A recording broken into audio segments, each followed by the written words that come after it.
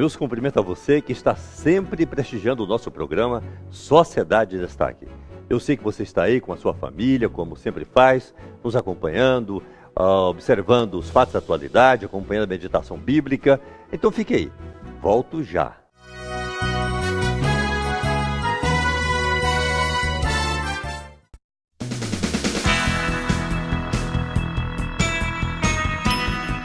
Mãos como concha que medem as águas do mar.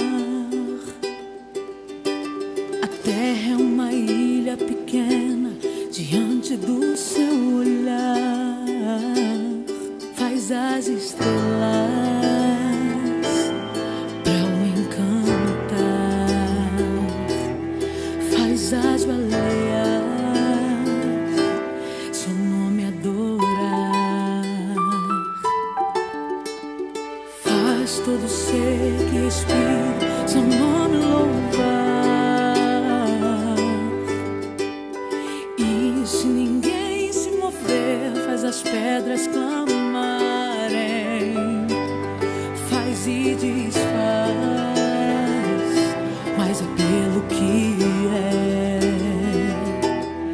que me atrai. Fonte da fé.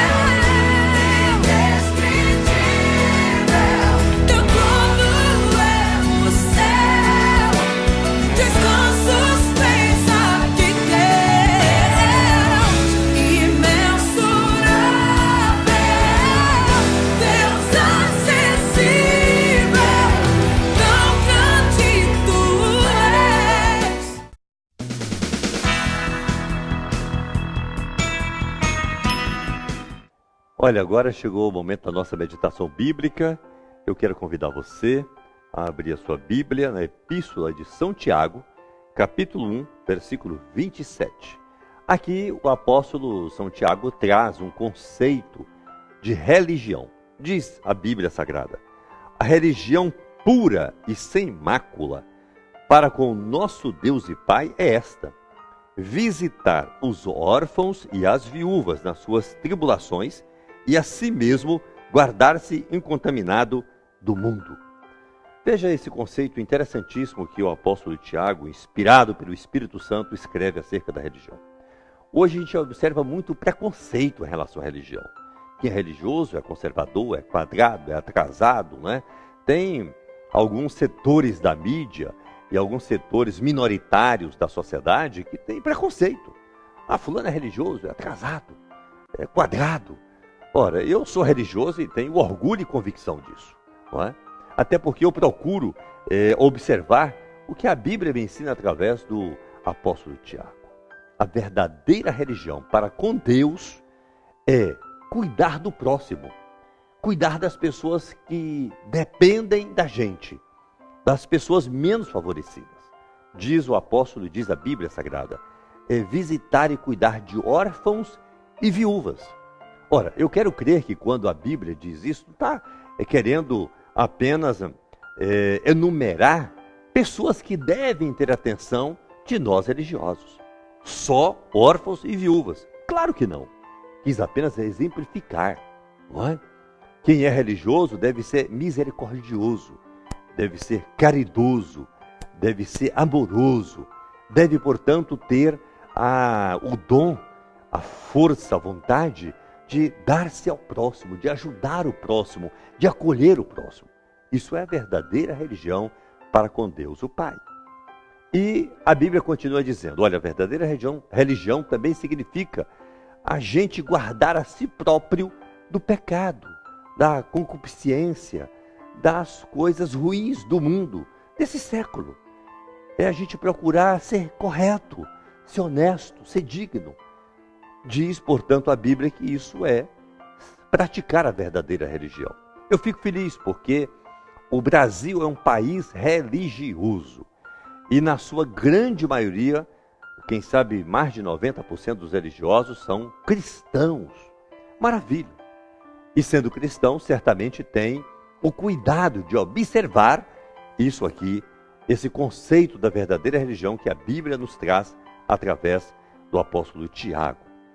É exatamente por isso que nós temos as inúmeras religiões brasileiras, as inúmeras denominações religiosas no Brasil, têm um serviço filantrópico, não é, em favor das pessoas. Tem serviços de acolher dependente químico, de acolhimento de idosos, de moradores de rua, de menino de rua, as mais variadas ações as igrejas no Brasil têm. Uma de uma forma, outra de outra, e na sua grande maioria sem contar com recursos do poder público. As igrejas fazem isso em razão desse princípio aqui, que a verdadeira religião é cuidar do próximo, é cuidar das pessoas humildes, daí por diante, das pessoas que estão em estado de vulnerabilidade. Que Deus continue abençoando os religiosos do Brasil, para que continue observando esse preceito bíblico.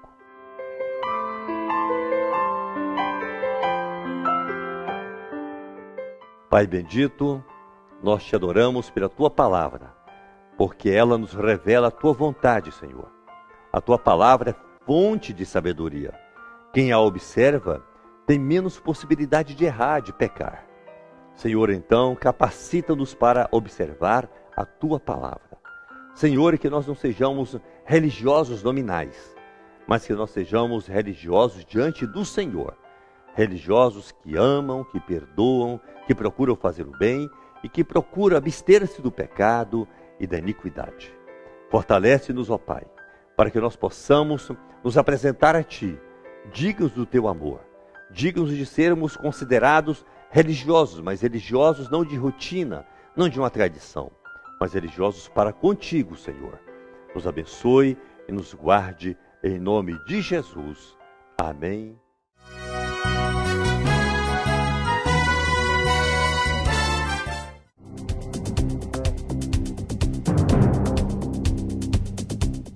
Ora, quero falar com você sobre um assunto que tem estado muito presente na mídia: foro privilegiado. Como você sabe, eu sou formado em Direito, então tenho a obrigação de saber um pouquinho acerca disso. E acho que a abordagem não tem sido inteiramente honesta, porque é apenas um foco, o foco do privilégio. E aí diz, olha, tem que acabar com esse privilégio, porque todo mundo é igual perante a lei. Então, um deputado federal, um senador, daí por diante, ele tem que ser processado igual um cidadão comum. É o que eu tenho ouvido dizer. Preste atenção se o que eu vou dizer aqui procede. Veja você, uma pessoa comum, que não é deputado, não é prefeito, não é senador, não é ministro de Estado, se cometer um crime, ela vai ser processada pelo juiz de primeiro grau. Se ela for condenada, ela vai recorrer para o de segundo grau. Se ela perder o recurso, ela recorre para o terceiro grau. Se ela também não tiver êxito aqui, ela recorrerá para o quarto grau, que é o Supremo Tribunal Federal. Veja aqui, dificilmente vai demorar demais ela ter uma sentença definitiva, porque ela tem o juiz de primeiro grau, de segundo, de terceiro e o quarto grau, que é o Supremo Tribunal Federal. Eu, enquanto deputado federal, não. Se eu cometer um crime, eu serei processado diretamente pelo quarto grau, pelo Supremo Tribunal Federal. Se eu for condenado aqui, eu não tenho para onde recorrer. Acabou. Onde é que está o privilégio? Acabar com a prerrogativa de foro significa fazer, então, que o deputado federal, o senador, tem outras hipóteses, estou colocando do deputado e do senador para facilitar o entendimento. Significa dizer que, então, se o deputado e o senador cometer um crime, ele vai ter o mesmo tratamento. Juiz de primeiro grau, juiz de segundo, de terceiro e de quarto. Vai demorar muito mais. Aí sim, nós vamos, em tese, garantir o privilégio. O deputado federal vai ter direito a 4 graus de jurisdição e vai ter direito a muitos recursos. Hoje não. Ele é processado diretamente pelo Supremo, que é o último grau, e se for condenado, acabou. Onde é que está o privilégio?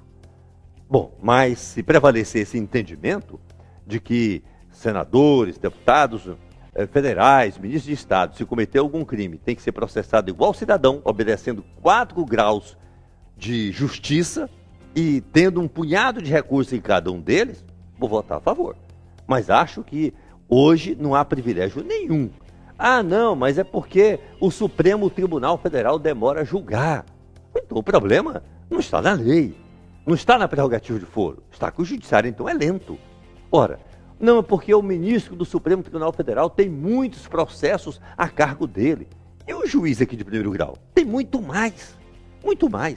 Esse argumento não me parece que é válido, mas eu queria apenas fazer esse esclarecimento. Não é? Acho que é muito bom que você saiba exatamente o que significa a prerrogativa de foro. É claro que não dá para mim aprofundar aqui nessa análise. Aqui é apenas uma abordagem simples para que você que não é formado na área do direito possa ter um breve entendimento e não ficar apenas com uma visão, a visão de que se trata de um privilégio.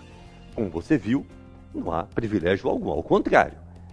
Acho que acabar com a prerrogativa de foro é que vai garantir um privilégio, se é que pode ser chamado de privilégio, porque aí o deputado, o senador, o ministro de Estado vai ter direito a muitos recursos e a 4 graus de justiça até que ele tenha uma sentença definitiva.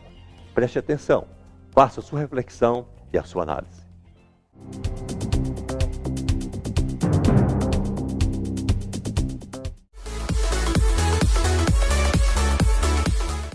Ao finalizar o nosso programa, mais uma vez, meu muito obrigado. Obrigado mesmo a você, senhor, senhora, jovem, adolescente, criança, que está a nos prestigiar. Obrigado mesmo.